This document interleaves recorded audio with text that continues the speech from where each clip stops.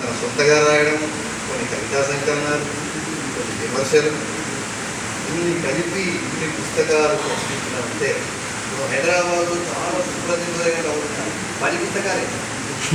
వాళ్ళు చాలా అప్గ్రేడెడ్గా ఉన్నారు. 10-11 పుస్తకాలే అంటే. కానీ ఇన్ని పుస్తకాలు రాయడం అనేది అప్పుడు విశ్వనాథన్ లాంటి వాళ్ళు, కవిలో మలేశ్వరి గారి లాంటి వాళ్ళు, ఇలాంటి వాళ్ళ లోపలే మనకు కనబడతారు. ఆయన మరి ఇటువంటి సాహితీ జ్ఞానం చేస్తున్నటువంటి ఈనాటి కథానాయకుడు వైరాగ్య ప్రభాకర్ గారు ఈ పుస్తకాన్ని చాలా చక్కగా స్వామి గారు చెప్పారు. ఆధునిక ఏమన్నారు, సాహిత్య విమర్శ వ్యాసం. నిజం, ఆధునిక సాహిత్య విమర్శ వ్యాసాలు. నిజానికి విమర్శ కూడా ఆధునికంలోనే ఉంది, ప్రాచీనంలో కూడా ఉంది, కానీ ఈ రూపంలో లేదు.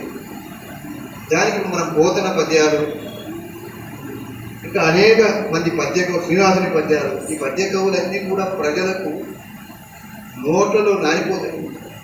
ఇప్పటికీ ఆ జనరేషన్లో ఉన్న వాళ్ళు పోతన పద్యము చెప్పని తెలుగు వాళ్ళు లేదు. ఇప్పటి జనరేషన్లో చెప్పలేం, కానీ ఇంకా పాత జనరేషన్లోనైతే ఖచ్చితంగా పోతన పద్యం ఒకటైనా రాని వాళ్ళు లేదు. మరి ఎట్లా వచ్చింది? విమర్శ లేదు, ప్రచారం లేదు, ఉంది. అది ఏ రూపంలో ఉందంటే హరికథల రూపంలో, పౌరాణికల రూపంలో. ఇక సదస వివేచన, విభూషితే రసభావం, ఇది విమర్శ. ఆ విమర్శ ఆ కాలంలో ఇలాంటి నిర్వచనానికి లొంగిన విమర్శ లేదు, కానీ లాక్షణికులు లక్షణాలను నిర్దేశించి ఇట్లా రాయనే కవిత్వం అయ్యా, ఇట్లా రాస్తే కవిత్వం అని బ్రహ్మాండమైన చర్చ కదా. అంత చర్చ చెప్తే అదే ఒక రోజవుతుంది. కాబట్టి అటువంటి సాహితీ విమర్శ ప్రాచీనంలో అర్థంగా ఉంది. నవీనంలో కూడా ఇప్పుడు వచ్చిన తర్వాత విమర్శ అనే ప్రత్యేకమైన ఒక శాఖ ఆంగ్ల సాహిత్య ప్రభావంతో తెలుగు సాహిత్య సీమలో అడుగుపెట్టిన తర్వాత ఈ విమర్శ అనేటువంటి దాంట్లో ఇప్పుడు ఒక సొఫిస్టికేటెడ్గా ఎట్లా ఉండాలి, ఎన్నో రకాల విమర్శ వచ్చింది. ఇప్పుడు ఆధునిక కాలంలోనైతే ఎట్లా అంటే ఈ రకరకాల వాదాలు, అస్తిత్వవాదాలు, ఒక్కొక్క అస్తిత్వవాదానికి ఒక్కొక్క విమర్శ, ఫెమినిస్టిక్ క్రిటిసిజం, దళిత విమర్శ, ఇట్లా రకరకాల విమర్శలు అవన్నీ ఉన్నాయి. మరి ఇది ఏ విమర్శలు చేస్తుంది? ఈరోజు మన వైరాగ్య ప్రభాకర్ సృష్టించినటువంటి పుస్తకం. ఇందులో ఇటీవల ఒక హిస్టారిసిటీ గురించి నేను ఈ మధ్యన రాత్రి వస్తున్నప్పుడు చదివాను. ఏమేమి విమర్శలు చదివితే ఇందులో ఒకటి దొరికి సరిపోతుంది అనిపించింది. ఏంటంటే, a new historicism looks at literature in wider historical contexts, examining both how the writer's time reflected the work and how the work reflects the time. అంటే ఒక రచయిత తన సమకాలీన సమాజంలో జీవిస్తూ ఏ విధంగా సమయాన్ని ప్రతిఫలించాడు, అదేవిధంగా సమయం కూడా ఆ రచయితలో ఎట్లా ప్రతిఫలించాడు, అతను ఎట్లా రిప్రజెంట్ చేశాడు, represents how he represents to the current on going society, how in his expression the hidden mark to be noticed, that how the current ongoing society has been reflected in his writings. This is difficult. And at the same time, what we have to notice is that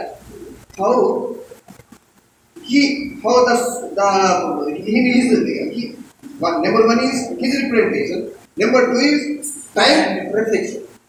Two things are to be noticed in the modern system. This is what is going on in the modern critical field. అందుకని ఈ రెండు విషయాలు వైరాగ్య ప్రభాకర్ గారు చాలా చక్కగా కాంతా సంహితంగా పెద్దలు చెప్పారు. కాంతా సంహితం అనేది చాలా ముఖ్యమైన విషయం. పురాణ సంహితము, లఘు సంహితం, మిత్ర సంహితము, కాంతా సంహితం. ఒక కాంత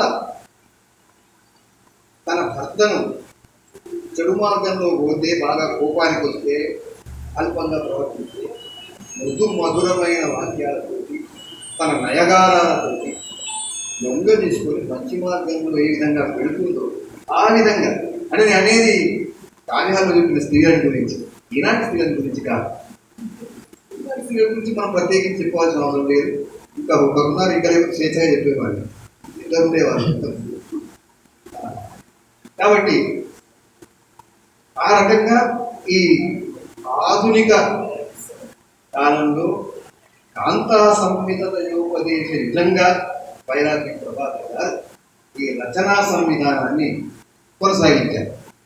ఆయన ఇందులో ముందు మాట రాసినటువంటి మిత్రుడు మాడభూషి గారు ఏమన్నారంటే, అభిమానంతో రాస్తున్నప్పుడు విమర్శ కొంత దూరం అవుతుంది, కానీ ప్రభాకర్ గారు అభిమానిస్తూనే లోతుగా పరిశీలించి ఆయా కవితలోని లోతుపాతుని వివరించారు. అభిమానించారు. ఒక రైటర్ మీద మనకు సహానుభూతి లేక సానుభూతి లేకపోతే అది రాయలేము. సానుభూతి ఉంది, అదే సమయంలో ఇందులో ఉండేటువంటి లోతుపాతలను కూడా చక్కగా ఈయన వివరించారు. తర్వాత మిత్రుడు రఘు అన్నాడు, ప్రతి రసాన్ని ఏకవి మూలగ్రంథాన్ని చదవాలని ఆసక్తిని కలిగించింది, అంతటితో వారు ఆగిపోలేదు. ప్రతి భావం స్థాయి భావంగా ఎదిగి అది ఎలా రసానుభవంగా మారుతుందో ప్రక్రియను వివరిస్తున్నారు. ఆయన విమర్శన గురించి చాలా అక్యురేట్ జడ్జిమెంట్ ఇచ్చాడన్నమాట ఈ ముందు మాటలు రఘు. ఆయన ఏమన్నాడంటే, మనం ఏమన్నాం, విభావ అనుభావచ్చ స్థాయి భావో రసస్ఫుట అన్నారు. స్థాయి భావము రసముగా ఏ విధంగా మారుతుంది అనేదాన్ని ప్రభాకర్ గారు చాలా అర్థవంతంగా ఇందులో వివరించారు అని రఘు చెప్పారు. ఇకపోతే ఈ పుస్తకాన్ని తీసుకుంటే ఇందులో మనము చాలా రోజులు వింటున్నాం, కానీ ఇక్కడ చాలా పర్టికులర్ గమనించవలసినటువంటి అంశాలు ఉన్నాయి. సున్నితాలు, సాహితీ ప్రక్రియలు, ఇవన్నీ నిజానికి ఎక్కడో విన్నాను, కానీ నేనైతే ప్రత్యక్షంగా చూడలేదు. చాలా మందికి కూడా వాట్సాప్, ఫేస్బుక్లు ఎక్కువ చూసే వాళ్ళకి తెలిసినటువంటి సాహితీ ప్రక్రియ.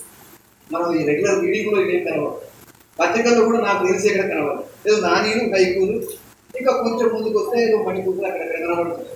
ఇందులో చూడండి, సున్నితాలు, కేనియలు, కైతికాలు, ఇది భలే ఉంది. కైతికాలు ఇది మన కైతికాలు ఇందులో వాడకుండా ఉరిగడ పొట్టు ఇవ్వడం ఇంట్లో నాకు కడుపు తలకాయ బాగా తలకాయ నేనే కట్టిస్తాను అనుకోండి.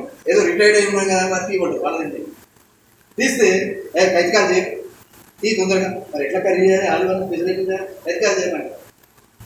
అది కైతికాలు అనేది అట్లా వచ్చినటువంటి పదం.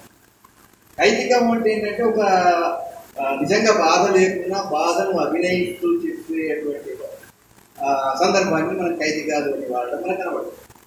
ఈయన కైతికాలు అనే ప్రక్రియ కూడా ఇందులో ఉండడం పరిచయం చేయడం జరిగింది.